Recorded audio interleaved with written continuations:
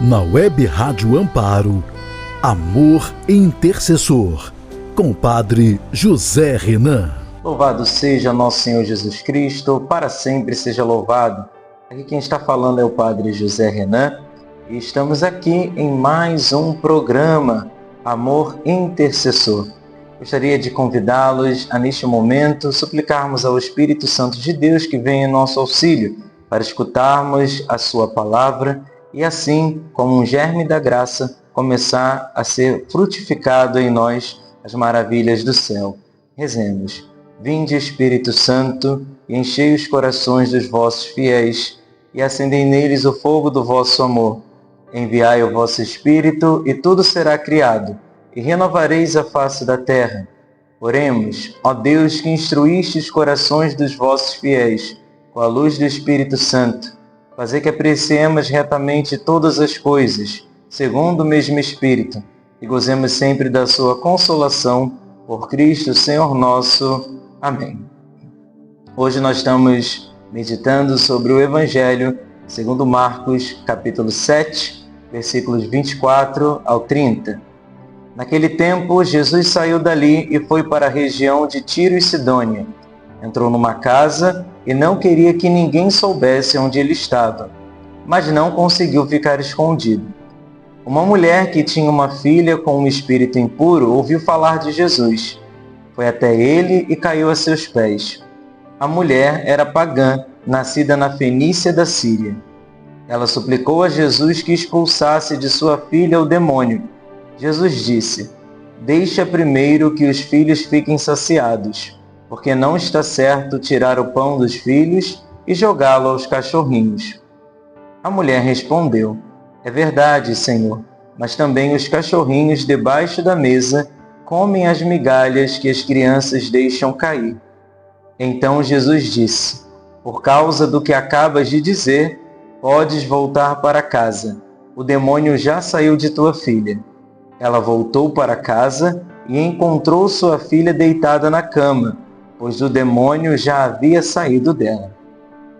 É importante nós destacarmos duas coisas aqui neste Evangelho.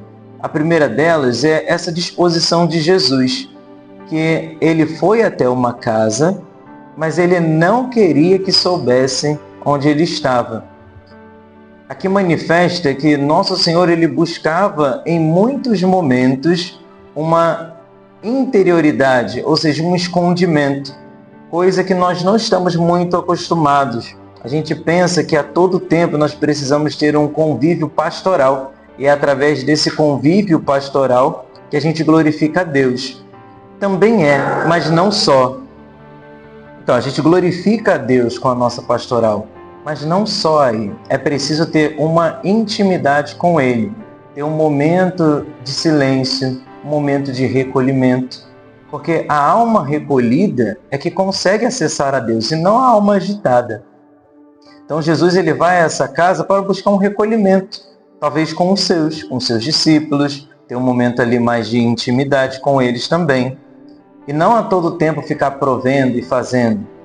No entanto, vejamos como o coração de nosso Senhor cumpre aquilo mesmo que Ele ensina. Não se acende uma lâmpada para se colocar embaixo da vasilha. Ele, sabendo da sua missão redentora e sabendo que ele vinha redimir todas as coisas, ele vai lá e atende essa mulher. É muito interessante. Primeiro vemos um movimento. Nosso Senhor queria ficar escondido, mas esse escondimento não foi possível e humildemente o Senhor se põe a servir mais uma vez. Então, isso para nós é um grande ensinamento. A gente não pode querer ficar escondido, mesmo quando Deus, através das adversidades, das vicissitudes, nos convida a viver o apostolado. Uma coisa é buscar a interioridade, né? Buscar ali, esse foi o momento que eu me programei, por exemplo, para fazer uma adoração eucarística. Mas naquele momento que você está na adoração ou terço, alguém vem e verdadeiramente necessitado pede a sua ajuda. Não é para deixar a pessoa, vai lá, atende a pessoa. Você está glorificando a Deus também. Mas que a gente tem essa preferência para ter momentos nossos com o Senhor de intimidade. Esse é o primeiro ponto. A segunda coisa aí se manifesta na fé insistente dessa mulher. Porque ela, sabendo que Jesus tinha poder para curar sua filha, não desiste. Muitos de nós, na oração, a gente já começa a rezar com pouca fé. Se o Senhor quiser fazer, o Senhor faz. É claro, o Senhor, se Ele quiser fazer, Ele faz todas as coisas. Mas cadê essa nossa ousadia de mostrar a Deus aquilo que a gente deseja? E insistir, porque pedimos a Deus, não é atendido de pronto, a gente desiste, já mostra que a gente não tem muita fé naquele que pode realizar todas as coisas. Essa senhora não deixou de fazer. Padre, mas é verdade que só se realiza aquilo que está nos desígnios divinos, e a gente não reza para mudar a Deus, reza para formatar o nosso coração à vontade de Deus. É verdade. No entanto, isso não exime da gente mostrar o tônus, a fibra do nosso coração. Porque a gente não sabe o que está no desígnio divino ou não. Aquilo que foi revelado a gente sabe, o que fez parte do desígnio divino. Agora, aquilo que é da nossa vida particular ou desse século, a gente não sabe. Então, o que nos cabe fazer é a oração insistente. Se for da parte de Deus, Ele realizará. Se não for, não realizará. E glória a Deus por todas as coisas. Como diz a música, se Ele fizer, Ele é Deus. Se não fizer, também é Deus. Então, louvado seja Deus em todo o tempo. Mas é preciso a gente ter essa noção de que nós precisamos pedir a Deus com confiança, com ousadia, não com falta de respeito, pois essa senhora foi tida, que culturalmente se chamavam esses pagãos, de cachorrinhos, ela se identifica. Veja que humildade. Ela se coloca abaixo e ainda pontua o Senhor com ousadia, mas uma ousadia cheia de reverência. Mas os cachorros também comem as migalhas que as crianças deixam cair. Olha só como ela se identifica. Ela não se elevou diante do Senhor, ela se humilhou. E por isso ela ganhou a graça. Esse grande milagre que era a libertação da sua filha. Então, pedir com insistência, com confiança, com esperança. Nós estamos no jubileu, peregrinos da esperança todos nós somos. E essa esperança é a cruz. Precisamos olhar para a cruz e nas nossas orações ser perseverante no bem. Se temos uma intenção e essa intenção é recorrente, ainda não foi realizada, peça e peça com insistência. Não desistamos de suplicar ao Senhor aquilo que nós, na nossa oração, nas nossas vicissitudes, no nosso dia a dia, a gente reconhece como sendo algo que precisamos. Deus está atento às nossas necessidades, a todas elas. Agora, é preciso que nós tenhamos esse impulso e esse empenho de suplicar ao Senhor com insistência e cheio de fé.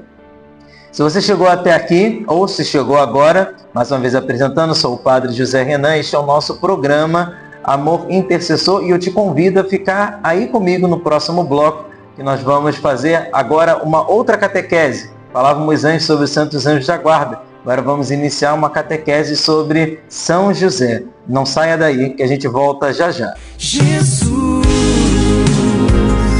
Jesus.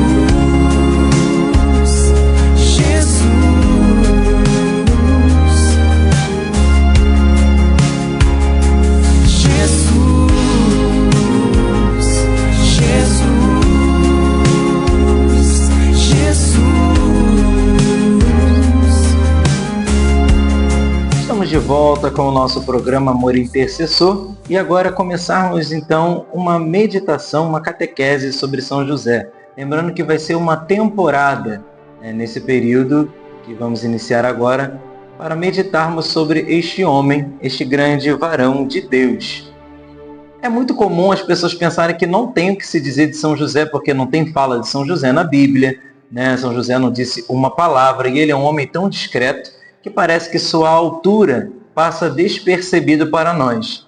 E é verdade, essa postura de São José tão calada, tão escondida, num mundo onde quem não é visto não é lembrado, ou quem não faz não é muito lembrado, a gente tende a olhar para São José, que não construiu o hospital, não fez grandes missões, não realizou milagre. A gente pensa, bem, ele é o carpinteiro de Nazaré, e o que isso tem a ver comigo, Como isso pode me ajudar?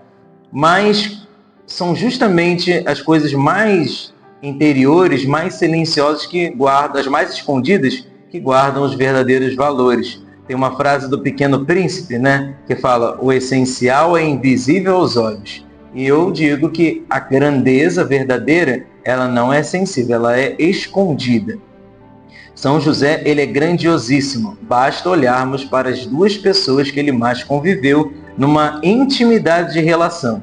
Ele foi esposo de Nossa Senhora, verdadeiramente esposo, ainda que virginal. Mas para frente a gente vai comentar sobre isso.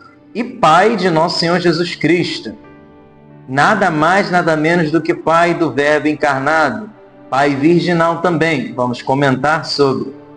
Então eu quero tratar com vocês sobre essa grandeza de São José nesse nosso primeiro encontro, né? E por isso é o primeiro título da ladainha, depois da saudação à Santíssima Trindade e à Virgem Santíssima, o primeiro nome, São José, rogai por nós. São José é santo. Todo santo é aquele que viveu uma vida separada para Deus. São José, ele teve uma vida recolhida. O nome José significa acréscimo ou aquele que cresce. Em todos os momentos, São José cresceu em graça. Ele ia crescendo em graça, cooperando com a vontade de Deus. Nunca vacilou, nunca houve vacilo. Se tivesse havido vacilo, teria esse testemunho, porque tem o testemunho de Pedro, dos vacilos de São Pedro, tem os vacilos dos apóstolos. Teria também o de São José, por que não? Mas São José em todo momento crescia em graça. Se não existe dificuldade no crescimento da graça, é porque aí nesta alma não existe pecado, não existe perturbação. Isso é muito importante. Então, vão dizer os papas, em inúmeras encíclicas, cartas, documentos sobre São José e muitos doutores e santos que escreveram também sobre São José, numa disciplina chamada Josefologia. Não sei se você já ouviu falar. Dizer que Nossa Senhora foi adornada de inúmeras graças, numa altura ímpar. No entanto, São José participou desta mesma grandeza, claro que conforme a sua proporcionalidade, conforme a sua altura. Então, São José, pela missão de ser esposo de Maria, e o matrimônio diz dessa perfeita sociedade entre homem e mulher, não só da comunhão de bens materiais, mas também de bens espirituais, São José também teve a alma adornada de inúmeras graças e, portanto, agora no céu, também de glórias especiais. Então ele é verdadeiramente santo, Claro que numa santidade proporcional, mas na altura que ele deveria chegar, mas acima de todos os outros homens, é claro. A santidade de São José está mesmo oposta, agora talvez você pasme um pouco, acima das dos anjos. Nossa, padre, agora o senhor foi demais. Não.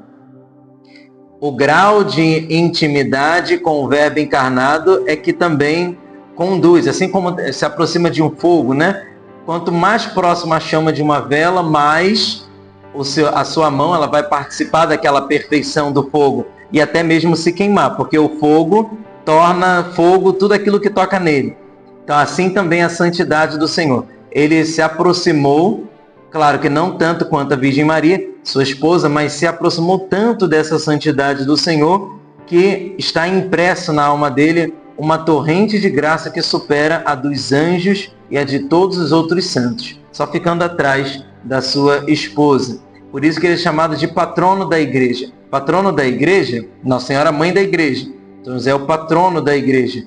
E lembremos que os anjos são membros da igreja também, eles não estão fora da igreja.